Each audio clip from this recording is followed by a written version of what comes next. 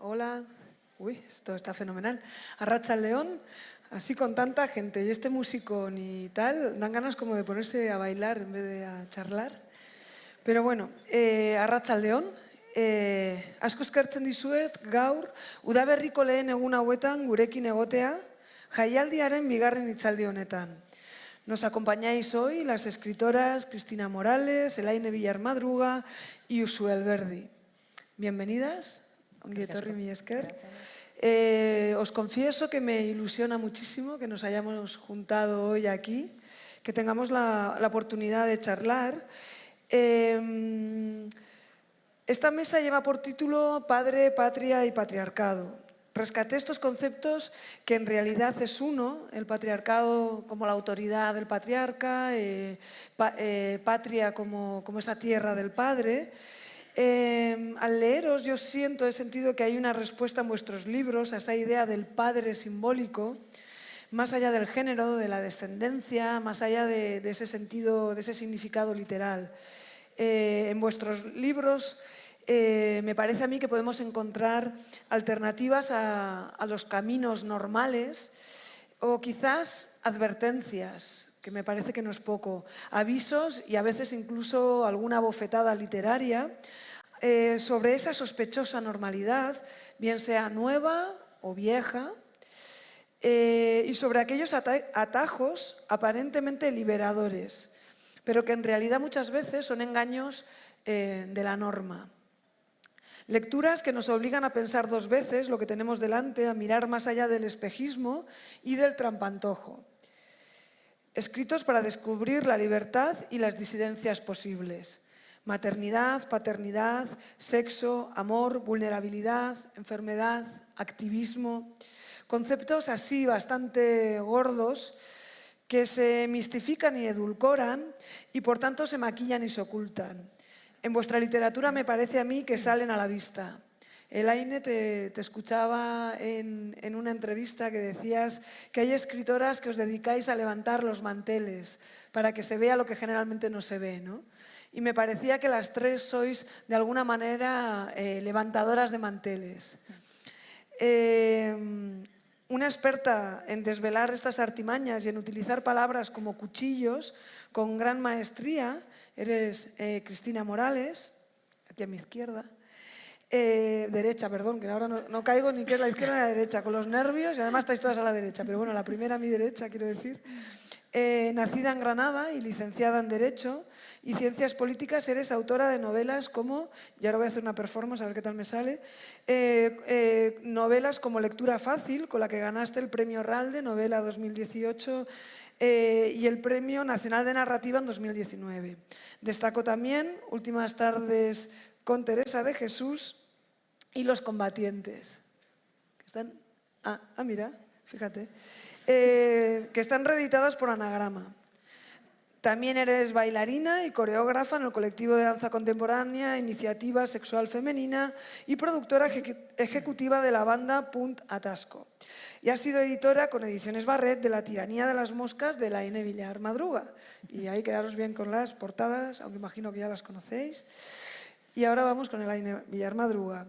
Nacida en La Habana, eres dramaturga y narradora y poeta. Licenciada en arte teatral, eres también profesora de escritura creativa. Tus textos se han publicado en distintas antologías y has ganado diversos premios.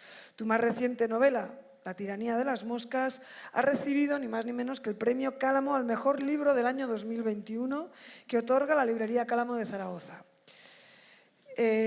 Uxue Alberdi, ya no me caben los libros. Uxue Alberdi, idazle eta bertsolaria zara, kontakizun, eleberri idazle eta aur literatura ere, idatzi duzu James Joplin, Susan argitaratua, 111 akademiako saria, Konsonik 2020an argitaratua, Kontrako eztarritik, Susan argitaratu, Euskadi sari horrekin irabazi zenuen 2019an, Reykjavik Edizionesek argitaratua gazteleraz. Desadostekoak liburu ere, Susak 2020an argitaratua, argitaratu berria, gazteleraz oraintxe argitaratua, La Trastienda eta Konsonek argitaratu du, eta esan dezaket orain. Lehen jaialdi honetan aurkitu dezakezuen liburu den asko tamaino lehenago. Idazle guztien liburuak lortzeko garraio greba nola bai saiestu berri izan da liburuak zuen eskura hemen edukitzeko. Hau hasi aurretik gogorarazten dizuegu, plataforma digitala handietan liburuak erosi baino lehen, hemen jaialdian eros ditzazuen animatzen zaituztet, eta aldela azoka edo zuen gogoko liburutegian eros ditzazuen. Eta gero idazleak beraien liburuak sinatzen egongo dira. Besterik gabe, bueno, 5 minutura mugatu nahi nuen, nire parte hartze ezakite lortu dudan. Nor da zuen liburuen protagonista hori litzateke lehenengo gaia, pertsonaia horiek momentu batean bitxiak, marginalak edo desberdinak izan daitezkenak, agian antipatikoak, desatseginak ere izan daitezka, baina niri beti zoragarriak iruditzen zaizkit, eta aurre egin behar diote aita simboliko horri. Elaine, zure novelan, familia eta berria parekideki lantzen dituzu, tirano bat, totela daukazu, kakakaza, herrialde pequeño bat, nazion esaten du, eta horren aurrean, ama dago kakakazandra, kakajaleez, semeak kalia, eta euli inteligenteak toki guztietan pausatzen direnak. Uxue zuk esaten duzu, aita berri eta patriarkatua zuzen, izpilu deformatzaileak direnak, James Joplin adibidez, non islatzen diren. Historia politiko-soziala hitz egiten diguzu, ire brodatu eta tibi borrokalari, Marijo eta Izaz dira mertzeria bat daramatenak, irakurketa errazak, Santa Teresa Jesus eta kombatientes, horiek dira katartikoak.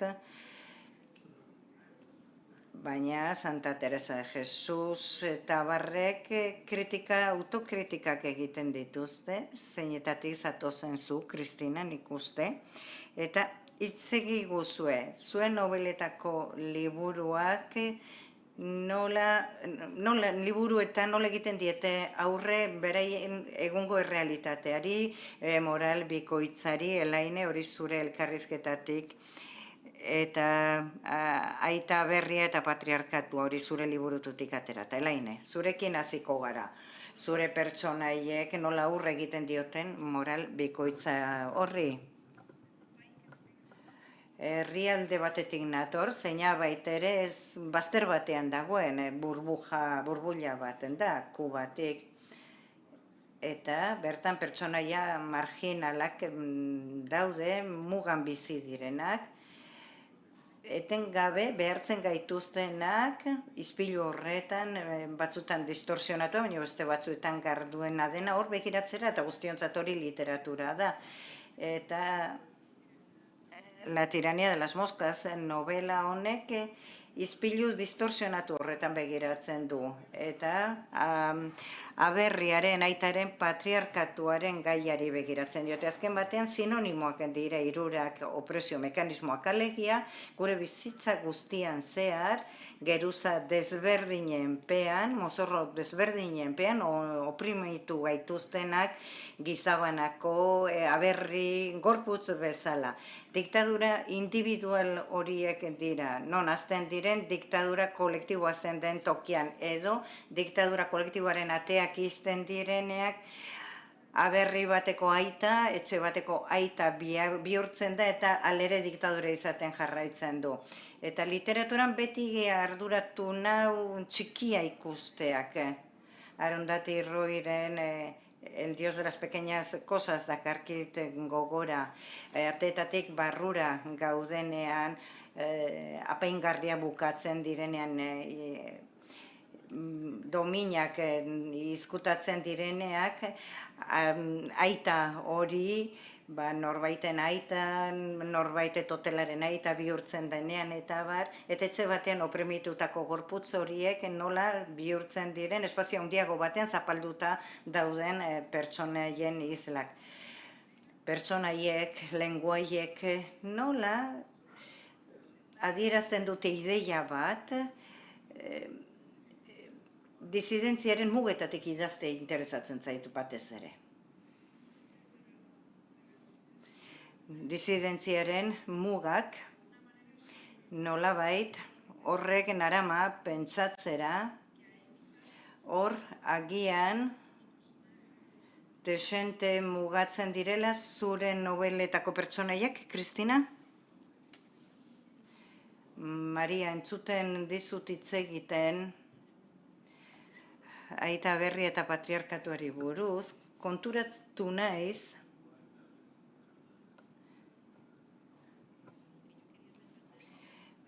nik lektura fazil liburuan batez ere, aita patriarkatuarentzat gonadun patriarkatua izlatu nahi nuen. Maria Galindo, idazle boliviarrak esaten duen bezala.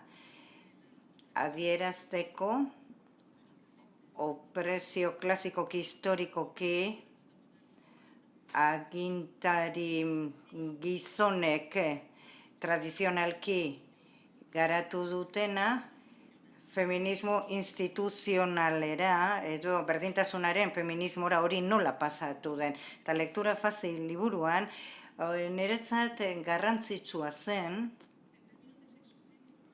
sexu genero maila horietan, nola bilanoak bilana emakumeak izatera iristen ziren. Sexu borrukaren manikeismotik irtetea genero kontuaren barruan, binarismo sexualaren gezurra handi hori hor baitago, baita ere. Eta horrela, eskema marxista horretatik aterata, sexo-generoari aplikatutako eskema marxista horretatik atera, autokritikarako mundu zoragarri bat irekitzen da. Zuk aipatu duzun bezala. Ni neu gandik hasita azterketa bat egiteko. Ni neu subjektu feminista potentzial bat, bai naiz ni edo bai gara. Nire asambleako nire kideak, batez ere kide emakumezkoak, eta horiekin nahi duzuena identifikatu dezakezue. Espero dut, lortu ahal izana, hautsi izana, bikoizketa hori, eta patriarkatuari gonak jaso izana, bai? Maizapiaz gainera. Hasieran hain zuzen horregatik nioenik aita hori, generori gabea, ondorengoriken gabea, zentzu horretan, aita politiko eta kultural bezala, askotan hitz egiten duzu, Uxuezuk, Janis Joplini, Nagore Vargasi buruz, baina askotan uste dut baita atzekaldean, askotan patriarkatu horretan, kontrol soziala normaltasun bezala azten da. Bueno, arratsaldeon, padre, patria, patriarkado horri buruz pentsatzerakoan euskarara ekarri nuen, ez? Aita, aberria eta patriarkatua, eta iruditzen zait, aberria jende gehienak ez duela patria bezain errez lotzen aitarekin edo autoritate maskulino horrekin, aba, erroak aita edo asaba esan nahi du, eta hortik adibidez osaba edo ugazaba oso interesgarria dena, ez? Eta ugatza eta aita biltzen dituen hitz bat, aita emankorra edo, ez? Emango lukeena, eta hasi nintzen izenburuaren harira lehenengo pentsatzen ea guk gure lurraldea, Euskal Herria deitzen dugun hau, nola izendatu izan dugun historikoki, femeninoan edo maskulinoan, eta bietatik egin izan dugu gure poemetan edo gure kantuetan, ez? Hoi ama Euskal Herri goxuatik hasi edo ama Euskal Herriaz naiz nahi gabetua, edo Gabriel Arestiren nire aitaren etxea defendituko dut hortaraino, edo adibidez Daniel Landarten aitarik ez dut errobik kantatzen zuen horretan, ez? Kuriosoa da, estribiloak dio, aitarik ez dut ama hiltzen ari, aurrideak aldiz bakoitza bereari, eta gero esaten du. Aita bat ukanen dugunean, ama biziko da, aurrideak ere, herri berriko libertatean, mail gabeko gizartean. Beraz, aita nolabait da estatua, ez? Ama, esango genuke dela, hizkuntza, hizkuntza beti amarekin lotzen da, eta aldiz herria, lurra, modu abstraktu baten, amarekin normalean, eta herriaren egituratze boterezkoa aitarekin, ez? Kasu askotan. Eta, bueno, aita kontzeptu horietaz edo galdetzen zenidan, eta egia da, batez ere Janis Joplin novela aurkezterakoan erabili izan nuela Joseba Sarrionandiari Euskal Kulturgintzako transmisioko ikasle batek egiten dion iruzkin bat esaten zuena, gaur egungo Euskal Herrian asko gara gure aita politiko edo kulturalekin eztabaidatzen dugun alabak, eta nik uste hor adierazten nituela bi kontzeptu batez ere, ez? Bat, leialtasuna, iruditzen zait askotan izan garela leialak aitari, eta beste alde batetik leialtasun horren barruan gatazka. Sortzen zaigun gatazka. Eta uste dut, Nagore Vargasen kasuan, ambivalentzia hori dagoela, ez? Eta aitarekiko afektuak ambivalenteak direla, alde batetik aita dela bizitzara edo bera sentitzen da aitaren bidez irtetzen, berak sentitzen du aitaren bidez irtetzen dela bizitzara, baina aita da ia heriotzaraino daramana, ez? Orduan, biolentatua da eta leiala da aldi berean, eta nik hau oso ondo errekonozitzen dut nire esperientzian bertan, ez? Orduan, nik uste dut Nagore Vargasen parte handienean, liburuaren parte handienean, Nagorek ez du ama ikusten, ama biologikoa eta ama simbolikoa. Kontrako eztarritikera baldin bagoaz, aitek definitutako, izendatutako joko arauak, disiplina bat, berdefinitzera, berresaen aitzera datoz alabak. Eta hor dago gatazka horretan, ez? Nolabait, alabek ahotsa hartzen dute, aizpa moduan, nahi baldin bada, aita simboliko horren aurrean. Baina aitari begira daude oraindik, aitari lotuta. Dendaostekoaken aldiz, esango nuke aita albo batera uzten dela. Eta aitarik apenas ez dago, egongo da, jakina ez, baina begirada beste bat da, ez? Eta hor, aitaren kiko gatazka horretatik askatuta daude, esango nuke, beste era batera izendatzen euren errealitatea, edo nik ikusten dut bidaia hori, nire azkenengo 3 lanetan, adibidez. Lo siguiente que Prestatuta neukan urrengoa zen zentratzea Gutun Zuria festival hau dakizuen bezala itzulpenaren idean kokatua dago eta lehenago galderak aztertzen egon garenean, idea orain zen itzulpena hitz egitea zentzu etimologiko batean. Itzulpena leku batetik bestera trasladatzeko ideia bezala eta orduan batetik besterako bidaia hori, itzulpena beste modu batera ulertzeko aukera ematen digu. Zuri, Kristina, komentatzen nizun, asko zentratzen nintzela zure kasuan, batzutan entzun dizut, antierretorika hitz egin izan duzu, eta agian antierretorikaren aldeko apustu horrek zerikusia eduki dezake horregatik galdetzen dizut. Iruditzen zitzaidan agian zerikusia badaukala erreminta politiko bat izan daitekela errealitatea ahalik eta modurik leialenean batetik bestera aldatzearekin.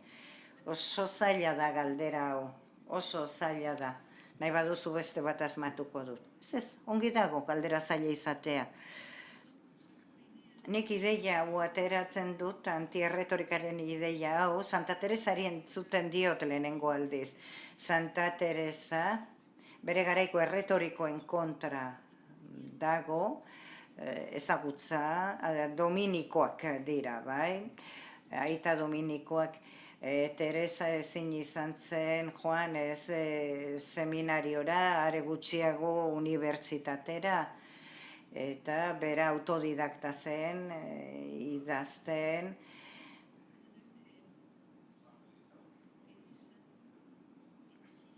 Orduan, Teresak idazten du erretorikoen kontra, horiek direlako edo erretoreak direlako, gaitasuna daukatenak, ez bakarrik irakurtzeko eta idazteko, baizik, erabiltzen dute gainera, ahalmen hori garaiko gauzarik garrantzitsuenerako. Biblia hizkuntza erromantzetara itzultzen zen ala ez erabakitzeko. Orduan, latina jakin behar zen, nahi eta nahi ez orduan Biblia irakurtzeko. Teresa erretorikaren kontra azaltzen denean, berak zera eskatzen du, lehenik. Biblia itzultzea eskatzen du. Itzultzea hizkuntza erromantzetara, gaztelerara, bulgata egon dadila, eta bigarrenik baita ere eskatzen du Elizak garbitz egin dezala ulertuko den hizkuntza batean, eta bigarrenik ulertuko den hiztegi batekin.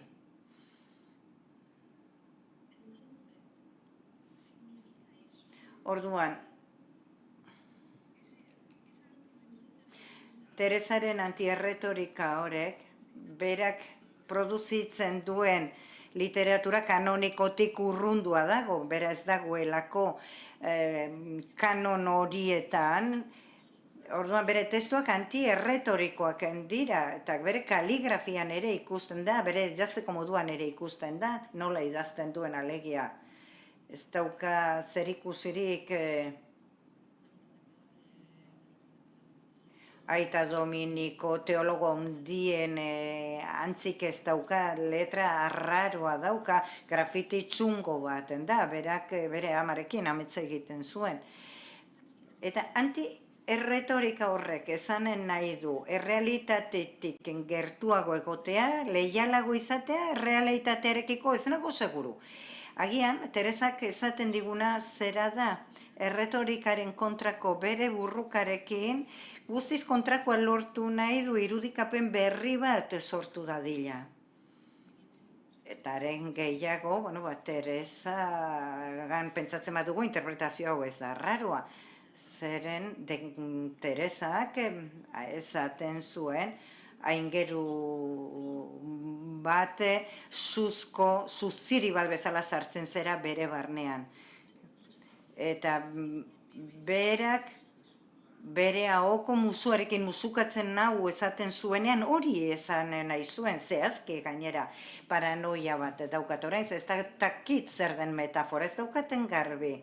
Zer esan nahi dugu metafora esaten dugunean? Metaforak erretorika aldira, edo ez dute laguntzen hobeto ulertzen errealitatea. Irudi fantastiko bat sortzen baitute, balio digutenak errealitatea hobeto zehazteko, metafora erretorikaren parte litzateke. Bai, eta metaforak errealitatera hurbildu behar gaitu. Sartrek nauzean esaten duenean, esku aurrean begiratu eta goragalea datorkit, gonbitoak botatzeko gogoa datorkit, hori irudi metaforiko bat da, angustia handi batena niri gehiago interesatzen zai literalki irakurtzea. Eta amezgaizto guztia esku aurrean dagoela ulertzea. Niri iruditzen zait, zaila dela erretorikatik irtetea. Komplikatua ikusten dut, lege horietatik kanpokalde bat dagoela ulertzea idazketaren, ahozkotasunaren artifizioetatik kanpo zerbait dagoela ulertzea. Baina agian, modu erretorikoan esan da, beste leku aldaketa batera joan da, beste figurazio batera joan da, ipatzen ari garen itzulpen horretara joan da, zegoen beste nozio bat interesatzen zitzaidana, zuri planteatzen izuna, Elaine. Zure liburua irakurtzean, nahi eta nahi ez, planteatzen nio neure buruari une askotan, asko hitz egiten zenuela, etengabeko uda horri buruz, non gertatzen den trama eta zuk idazten duzu hor, eta lurralde oso desberdin baten da hori, argitaratzen denarekin alderatuz. Eta iruditzen zait, liburuan azaltzen diren gai asko, tirania hori, etxean diktadore den horrena, maite ez duen ama baita ere, eulien etengabeko zarata, presente daude toki horietan eta orain gainera aukera eduki duzunean, barreteko jendearekin egon zarenean liburua aurkezten Kalamoko saria jaso eta gero, nola joan zara ulertzen idazten duzun tokitik argitaratzen den tokira arteko leku aldaketa hori, irakurketara bitarteko leku aldaketa hori? Neukan lagun bat esaten zuena beti, idazten zuenean beti norbaitentzat idazten zuela eta Cristina García Garzak hori esaten zuen ezin dela publiko zabal batentzat idatzi, beti norbaitentzat idatzi behar duzula eta lagun honek esaten zuen, suediar batek irakurriko banau, horreko obsesionatzen hau. Eta liburu honek asko kezkatzen nintuen. Zuk irakurketan alegia toki batean idatzi beste batean argitaratu, horrek eskatzen zintuen, edo aurkitu duzu baita ere oso erreakzioaren bat oso mendebaltarra, bueno, tirania, etxe bizitzako tiraniaren kontu horiek gurekin ez dauka bat ere zer ikusirik edo, ez da horrelako ez erregon, bueno, gauza asko galdetu dizut. Bai, lehenik, batek idazten duenean, badaki, noski irakurle baten dagoela, batzutan irudimenean dago, baina nik behintzat ezin dut irakurlengan pentsatu, zen milaka ideia zebetetzeko gogoa edukitza bezala litzateke, milaka akto performantiboa zebetetzea litzateke hori, ez. Performance bezala literatura idazten dutenik beraz, antzerki bezala, zarata bezala, azken batean danok espazio ritual txikietan, espazio performatibo txikietan bizi bai gara. Eta nire novela hori da, denok azken 2 urteetan bizi izan dugun errealitatea hori izan da, pandemia gure bizitzetara iritsi zenetik. Eta novela horretan baita ere politikaz pandemia bezala hitz egiten du, eta espazio itxi agorafobia pandemia bezala baita ere, eta gutariko bakoitzaren suntziketa, bakoitzaren barnean dauden mikroespazio horiek baita ere pandemiako erritualak dira. Nik Kuban entzerratuta idatzi nuen. Momentu hortan ezin ziren ateak zeharkatu pentsatuz irakurlengan baita ere paranoiaren, beldur, tristura, desolazioaren barruan bizi zirela pentsatuz. Batzutan distopikoa, beste batzutan utopikoa da novela. Eta orain gainera, novelaren argitaratzailearen ondoan nago, berari editorearen titula ez zaio gustatzen, baina neri teoria de la moskan, ni editore bezala saltzen naiz azalean, baina nere gogotik ez dago ezer urrunago, alegia argitaratzaile batek egiten duenetik ere bat urrunago. Eta Laineren liburua proposatu izanagatik oso pozik nago, baina inork ez duela pentsatu ni bere editore izan naizenik. Bueno, nolabait amaponteko naizela esan dezago. Bai, biontza lagun harremana asko zerosoagoa da. Eta gero, Kristinak, liburu honen amapontekok bere hitzaurrean oso onki esaten zuen. Oso erraza dela irudikatzea liburu bat, idatzi den espazioak baldintzatzen duela, eta denok daukagu gure Kuba fabulatzailea, bakoitzak dagoen Kubaren fabula baten dauka buruan. Eta oso erraza litzateke baita ere oso erreduzionista ere pentsatzea espazio fabulante hori hain zuzen Kubari dagokiola. Hori litzateke geure aurrean ispiluari begiratu, eta ez da honek ez dauka zer ikusirik nerekin.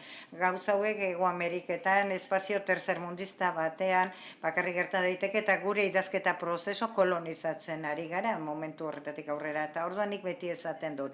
Ea La tiranía de las moscas nere novela nola aplikatu espazio horietara, opresio politiko, familiar, sozial horietara gu bakoitzarekiko. Ez bakarrik aplikatu araua 3. munduari, edo itxuraz bizigaren errealitatetik urrun dagoen mundu horri. Zerbait egia baldin bada da, denok bizigarela tirania forma desberdinetan. Batzuk gutxiago, beste batzuk oso begibistakoak. Con ese cierre maravilloso de la... Bai, denok bizi ditugun tirania hauietatik abiatuta, ni gogoekin ere gelditu naiz, hitz egiteko zure editore lan hoiei buruz, baina behar bada hurrengo galderan denborarik baldin badugu. Baina jarrai dezagun esaten genuenari lotuta, zegoen beste kontzeptu bat, itzulpenaren inguruan, aipatzen ari garen horrekin lotuta dagoena, hau da, leku aldaketarekin lotuta dagoela, ez da, erretorika, idazketa, eta badago hor beste zerbait, leku aldaketarekin zerikusia duena, baina beste kontzeptu batekin lotura ere baduena, ez da, itzulpenaren zentzu literalago batekin harremana duela, zuri antzerako zerbait gertatzen zaizu, Elaineri gertatutako zerbait, zuk territorio eta espazio batean idazten duzu, zure lana gaztelerara itzuli da, Susan lehenengo argitaratu dira zure liburuak, baina gero batzuk itzuli egin dira, beraz, itzulpena zentzu literalean.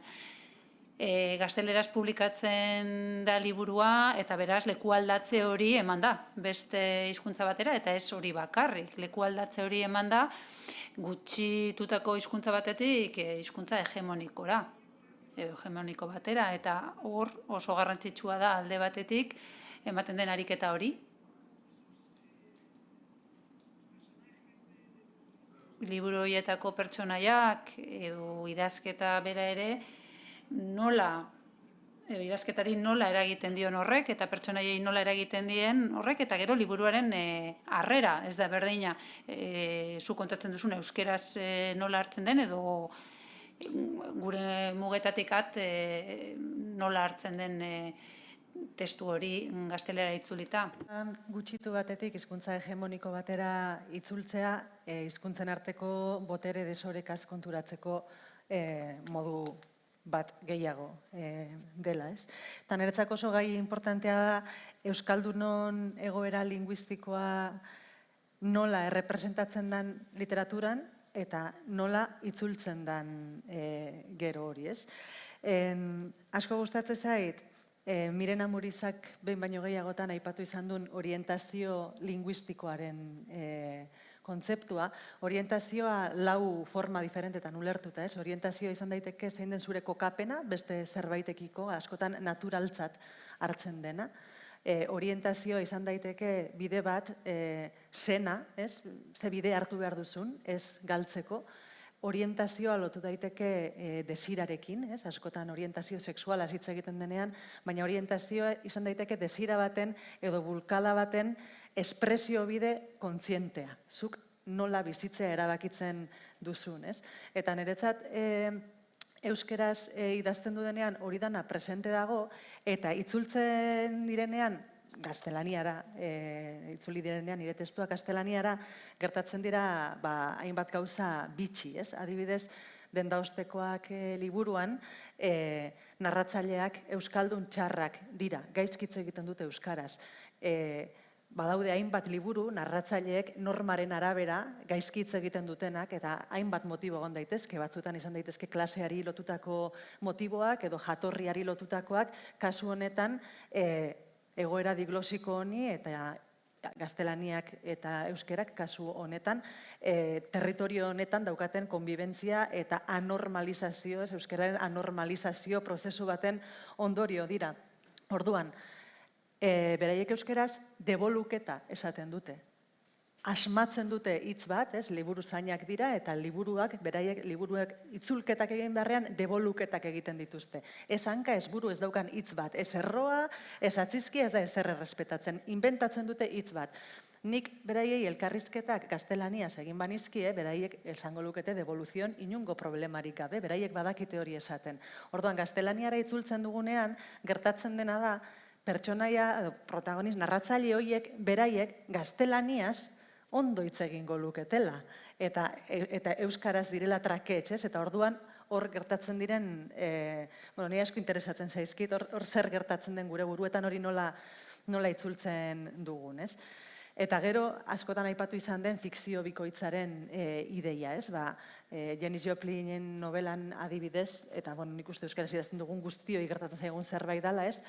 Euskaraz idazterakoan errealitatea itzultzen ari gara etengabe, badaudelako hainbat errealitate, hainbat elkarrizketa, hainbat estena, hainbat gune, ez direnak euskeraz gertatzen gure territorioan.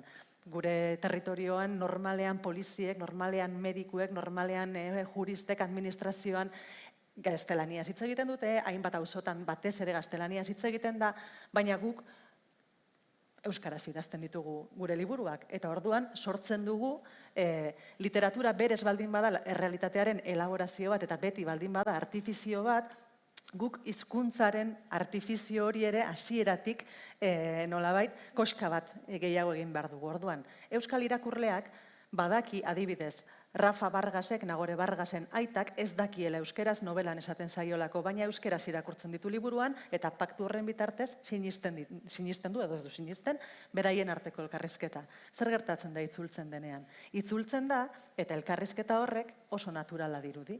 Imaginatu ditzakegu horrelako bi pertsonaia gaztelaniaz hitz egiten sukalde batean. Eta orduan gertatzen da gauza bat, batzuetan itzulpenak originala dirudiela. Eta originalak itzulpena. Eta hori da dramatikoa, guretzat, ez? Orduan, oso ondo zorroztua izan behar da arkatza, bi artifizio horiek pasa eta nolabait gure idazketaren zaldiak, bi baila horiek, bi esi horiek saltatu ditzan airoso, ez? Eta natural gelditu dadin eta berdin, gure zinemarekin edo gure audiovisualetako fikzioarekin, ez? Saltatu behar diren langak, oraindik eta gehiago dira hizkuntza hegemonikoan ari zarenean baino. En ese momento ya casi tendrías que pensar en el Zentzu horretan beraz, bai. Kontua da, nik uste dut denok, idazten ari garenean, ele bakarra ez bazara, ez duzu hizkuntza bakarrean pentsatzen. Hizkuntzak gure buruan, elkarrekin funtzionatzen dute. Eta orduan, ni euskaraz idazten ari naizenean, batzuetan esaldi bat gaztelaniaz etortzen zait, baina ni euskaraz idazten ari naiz. Agian inglesez dakien norbaiti, gaztelaniazko novela bat idazten ari denean, zerbait inglesez etortzen zaio, baina ez du inglesez jarri nahi, eta orduan bilatu behar du horren ordain bat, ez? Ez dakit, ni akordatzen naiz behin ipui bat idazten ari nintzala, eta protagonista batek esaten zuela, emakume bati buruz, menudo pibon era. Esan behar zuen. Nere buruan hori esan behar zuen. Eta horren jarri hori euskaraz. Jarri menudo pibon era, Goenkaleko elkarrizketa bat izan gabe, eta nondik iristen zara, eta meriturik engundu gabe, esan nahi dut ez, baina nola iritsi horra, ez? Nik topatu nuen soluzioa da izan zen, gure mundakako lagun batek behin kontatu zigula, bere gurasoak oso elegante joaten ziren, bermiarrak, joaten zirela mesetara, eta behin gizonak ez zuela joan nahi, eta handarrak esan ziola, ez, eta orduan bera jantzi zela inoiz baino dotoreago, eta irtetzera zijoanean gizonari begiratu ziola, eta gizonak esan ziola, zuk takozu jasa. Eta orduan momentu baten, menudo pibon era itzultzeko, goiz guzti bat pasa nuen hor bueltaka, eta itzuli nuen ark zeukan roka, edo olako zerbait. Baina, bizizaren kontestuan bizizara, eta izan daiteke zailtasun bat, baina aldi berean, badauzkazu hor, egitura diferenteak eta hizkuntz logika desberdinak balio dezaketenak sinesgarritasun hori sortzeko. Eta sinesgarritasun hori sortzeko hainbat elementu hartu beharko dituzu kontuan. Claro. Teniendo en cuenta... Bai, elementu guzti horiek kontuan hartuta eta daukagun denborari erreparatuta. Itzulpenari lotuta, ez da? Eta itzulpena modu literalean, esuk esaten zenuen moduan, edo itzulpenaren kontzeptua modu zabalagoan hartuta, beste leku batera joan gintezke, ez da? Eta da, arte, hizkuntza eta formen itzulpena. Bai, aipatu duzue edizioaren gaia, eta ez badakizue Barretek, eta, suposatzen dut jakingo duzuela, baina, kontatuko dizuet,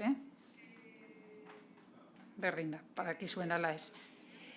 Barret argitaletxeak badu ekimen zoragarri bat, eta ekimen horren helburua da idazleak, gonbidatzea, bai, Patricio Proon izan da, Sara Mesa, Sabina Urraka, eta Cristina Morales, gonbita lusatzen die autoreei, beraiek miresten duten autore bat gonbidatzen dute, eta ari gutun zuri ematen diote argitaratu gabeko testu bat editatzeko. Behar bada ezaguna ez den idazle bati, argitaratzeko aukera ematen diote. Andrea Abreuren Pantza de Burro hortik irten zen, Sabina Urraka izan zuen editore, eta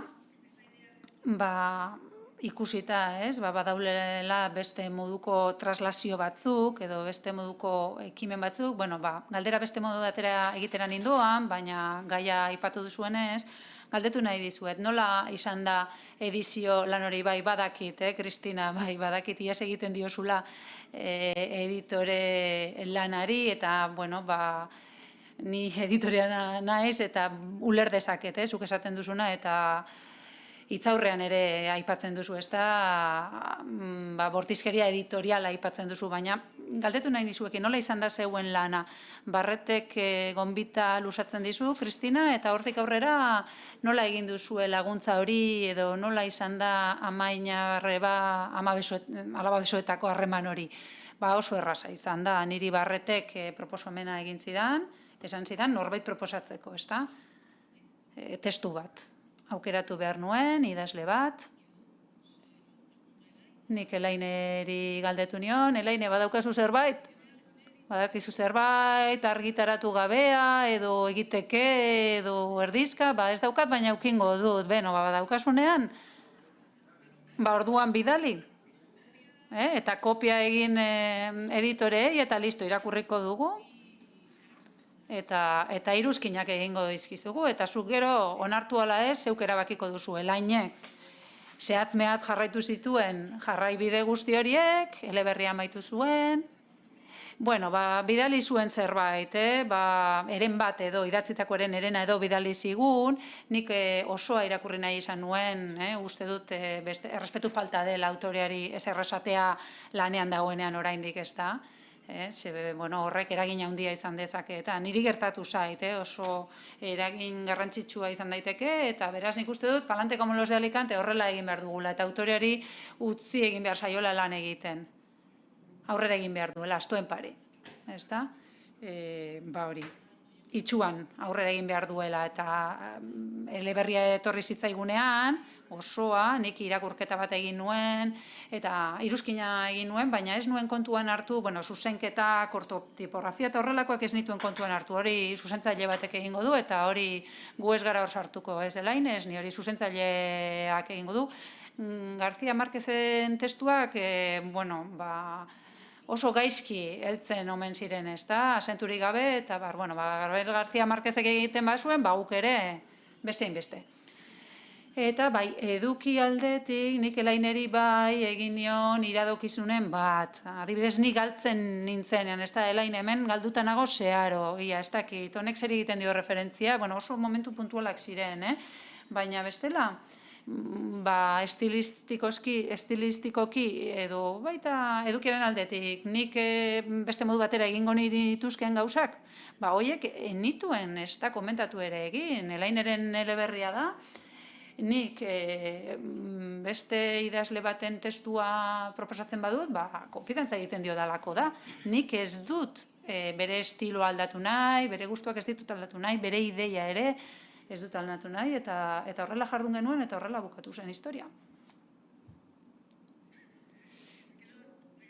Bai, ez. Gustatzen zait irakurtzea hitzaurrean edizioari buruzko hainbat iruzkin egin dituzu eta txundituta galditu nintzen, gainera pentsara egin zidaten, zera esaten duzu. Idazlearen jarduna barrurakoa denez, kanpoan gertatzen dena, bizitza publikoaren ikuspuntua, beste batzuen kontua da, ez da, preskriptoreak, editoreak, influencerrak, modernak, eta gauza guzti horiek autoreak ez ditu zertat aintzat hartu behar. Beraz, barrurako, tapas para dentro horiek, ez da, horiek dira autorearen etxea, hau da, autoreari alutik irtetzen zaizkionak, horrek azken finean kanpoaren eragina jasatzen du, ez da? Eta, horrek arreta ditu zidan, eta pentsatut nuen hori, hau da, barrurantz, kanporantz,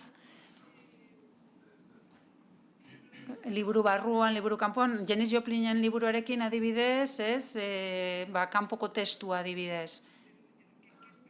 Zer idazten duzu hor, kanpo kalde horretan? Hori zer da, marketing, edo edukia da, edo... Eta guri gustatu zitzaigun adibidez hori adostea zurekin usuen. Eta askotan baduda daukagu, ez da non daude mugak, ez da, edizio eta idazketaren artean.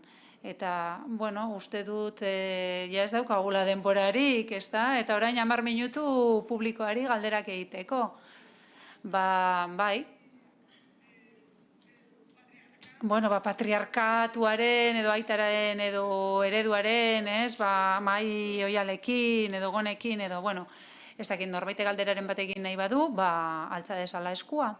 Galdera egin dezakezue euskeraz edo gazteleraz, ez da? Edo ingeles, ez? Nahi duzuen moduan. Imagino que sí.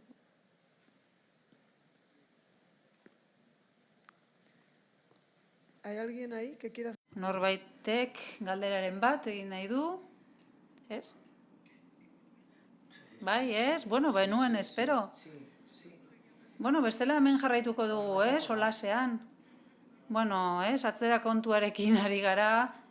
Bai, 50, 59, 58, 57. Inork ez du parte hartu nahi? Beno, guk jarraituko dugu. Badirudi inork ez dula bai barre bai, baina inork ez du galderarik egin nahi. Badirudi. Bueno, jarrai genezake ez da lenguaia artistikoei buruz, ediziotik haratago, nik bi gauza aipatu nahi nituzke gorputzari buruz hitz egitea, edo lenguaia artistiko desberdinei buruz hitz egitea. Ez dakit, zer duzuen nahiago? Estamos en el fuera de... Bueno, ja mugan gaudenez, esan zuk, Kristina? Bai, lenguaia artistikoak, ez da, edo beste lanbideak, ez dakit, bertsolarismoa, usueren kasuan, ez da. Bueno, gai batzuk mai gaineratu nahi ditut, ez da. Zuek generoen mugekin jolasten duzue, batzuetan terreno mistoak aurkitzen dituzue, usue bertsolaria da, Kristina koreografoa eta dantzaria da, eta Elaine zuk dosentzian ere badaukazu eskarmentua, dramaturgian, hori alde batetik. Eta badago beste zerbait, bai, ez, Últimas tardes con Santa Teresa de Jesusen hitzaurrea barnean gelditu zait, ez da esaten duzu.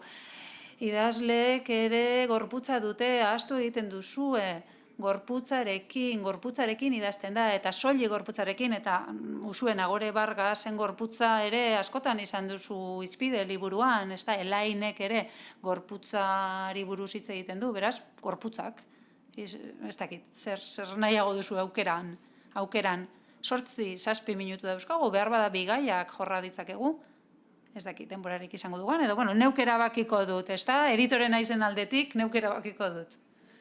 Bai, gero gaizki sentitzen naiz, ez da, baina, bai, bueno, baina hori nire gauza da, ez, bai, ez, horreitik zaude hor moderatzaile, ez da, bai, beno, publikoari galdetuko diogu, ia, norbaitek preferentziaren bat badu, gorputzak.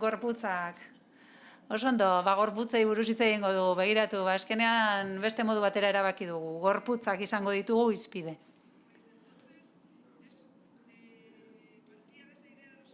Bueno, idazleek ere gorputza daukate, hori izango da abia puntua, eta badirudi batzuetan ahaztu egiten zaigula, ez da, gorputzarekin eta soilik gorputzarekin idazten dugu, eta Nagore Vargasen gorputza, sexua, violentzia eta minaren lekua da, ez da, eta baita harremanen lekua, hori usueren liburuetan, gero Tirania de las Moscasen gorputza ere protagonista da, aitaren errepresioa gorputzaren bitartez, ez da, zigorra, violentzia, oihua, baina Cassandra, alaba nagusiak ere bere gorputza erabiltzen du, eta maite eta desio dituen objektuen gorputzak erabiltzen ditu disidentzia gisa.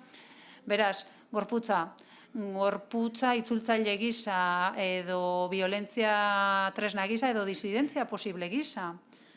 Horri buruz galdetu nahi dizuet. Zuen obren protagonistetan, gorputzak, edo zuengan, idazle gisa, eta hor dauzkazue 6 minutu. bueno, niretzat gorputzetik idaz daiteke soilik, hau da, ez dago idazketa esperientzarik gorputzarekin lotuta ez dagoenik, eta niretzat, niri tokatu zaidan gorputza, bizitzen dudan gorputz honetatik, bueno, idazten da heteronormatiboa ez den gorputzetik. Hau da, mugetara joan behar dugu, mestizorat joan behar dugu, gorputz mestizo, hau da, nire kulturarekin oso lotuta dago. Eta, bueno, erro kulturalekin zerikusia dauka, ezta? Eta, bueno, nire bizitzako esperientziarekin dago lotuta, beraz, niri gustatzen zaizkidan gorputzak dira gorputz disidenteak, noski, ezta? Arauari aurre egiten diotenak, edo beste arau bat, arau alternatiba bat proposatzen dutenak, hau da, mestizaitik abiatuta beste ikuspuntu bat ematen diguten gorputzek, ezta? Hau da, badirudi gu lau hormen tartean zarraitzen garela pixkat dena definitzen, ez da, lau hormen artean, baina esperientzia, bizitzaren eta gorputzen esperientzia batzuetan zabalegia da. Beraz, nik uste dut beti esperientziatik idatzi behar dugula, baina gorputz performatibo batetik abiatuta mugimenduan eta aldaketa etengabean dagoen gorputz batetik. Ez dakit zer uste duzuen zuek. Beno, nik testu hori idatzi nuen, baina gorputz esaten nuenean hildako esan nahi nuen, Juan Marseren heriotzari buruz, idazten ari nintzelako, beraz, klaro, bai, cuerpo muerto, esan nahi nuen, bueno, gorputza eta burua, bueno, hori desberdintasun mendebaldekoa da, platonikoa, eta, bueno, bai, gorputza esaten diogu gure artean ulertzeko, elkar ulertzeko, baina gorputza esaten dugunean zer esaten dugu, sentitzeko dugun modu bat balioztea, eta azken finean, buruarekin, aldenduta dagoen horren aurrean, ikusteko, badirudi disoziazio hori azaleratzeko ari garela gorputzari buruz hitz egiten, baina, bueno, ni gorputza naiz, baina ni ez naiz gorputza, hau da, ni gorputza, baina askoz ere gehiago naiz. Eta eskerrak, gainera, eskerrak, nik lagun bat daukat, idazlea, Victor Balcells, Lester anagraman argitaratuko du eleberri bat, eta berak zera esaten du, bera arimaren errekuperazioaren alde dago, baina kritika literarioan, hau da, esantea dagoela, ia testu batek arima duen ala ez. Hori errekuperatu nahi du berak, berarentzat nabarmena da, testuak arima duen ala ez, baina hori errekuperatu nahi du eta arima hori zer da, egilearen arima, noski. Beraz, esan beharko genuke baita, idazleek gorputza dutela, baina baita arima ere dutela, ez burua, edo intelektua edo mente hori, azken finean hori oso psikoanalitikoa da, kontzeptu hori mugatzailea, hau da, idazleek arima daukagu, erreprimitu egin daiteke, noski, baina arima daukate, eta editoreak ere arima daukate. Bueno, hobeto sentitzen naiz. Banoa gusturago etxera horrekin. Izugarrizko deskantzua hartu dut. Usue, ez dakit. Iruditzen zait gorputzaz hitz egin daitekela hainbat lekutatik, eta oso gai konplexua dela. Asko gustatu zait arimaren hori ere, eta burura etorri zait, igual ez dauka literaturarekin zerikusirik, baina burura etorri zait nire bikotekidearen aita hiltzen ari zenean, beraz egon, berarekin, eta momentu batean pixalarria sentitu zuen. Desentxufatu zutenaren aita, hiltzera zijoan, eta berakan egon nahi zuen, baina batean txixalarria sentitu zuen. Eta orduan esaten zuen, joder, soaren komunera juten banaiz eta hiltzen bada. Burura torri zait, uste dudalako elkartzen zirela, cuerpo muerto, alma, cuerpo vivo, hori dena. Eta, bueno, ni gorputzarekin burruka asko egindakoa naiz edo gorputz faltarekin bertsolaritzaren aldetik ez iruditzen zaidalako askotan performatu izan dela buru iztunak bagina bezala ez ez arimarik eta ez gorputzik, ez pageneuka bezala eta dialektika hutsa balitz bezala egiten genuena, eta iruditzen zait gorputzaren kontzeptua sartzea beharrezkoa zela botere harreman batzuk nolabait agerian jartzeko, ez? Orduan, jarraituko genuke hainbat lekutatik, ez, gorputzaz hitz egiten, baina.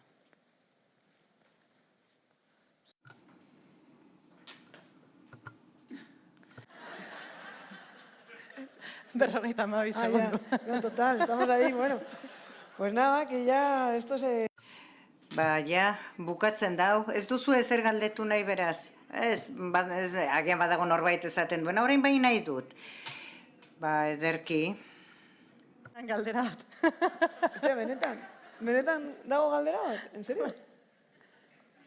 Ahí está, bai. Ah, mira, bueno, pues tienes 28 segundos. 28 segundu. 10 erantzuteko. Gauzatxo bat. Definitu idazue arima. Arima. Gorputza ikusten dut, arima ez. Definitu arima. Zorionez, da kontzeptu bat. Definizioetatik iez egiten duena, zorionez. Osondo esaten du, agian ere lagunek hemen badaukate, zerbait esateko. Baina Agustin García Calvo filosofo handiak esaten zuen, hain zuzen, definizioetatik iez egiten duten gauzak direla jatorrizkoena babesten edo gordetzen dutenak, beraz, Kant, Hegel, aipatu ditzakegu, edo berriro Platon, edo beste asko ere aipatu ditzakegu arima definitzeko, San Agustin, Santo Tomas, baina uste dut arima kontzeptuaz egon gaitezke ados gutxi gora beraz zeri buruzari garen zeinen zaila den horri heltzea. Ni oso pozik nago definitzen ez delako. Eta ni oso pozik nago argitaratzaileok arima daukagulako. Eta orduan honekin oso pozik galdera bat egon delako. Bueno, antzeratzu geratu naiz. Benetan, ez dut ariman sinisten.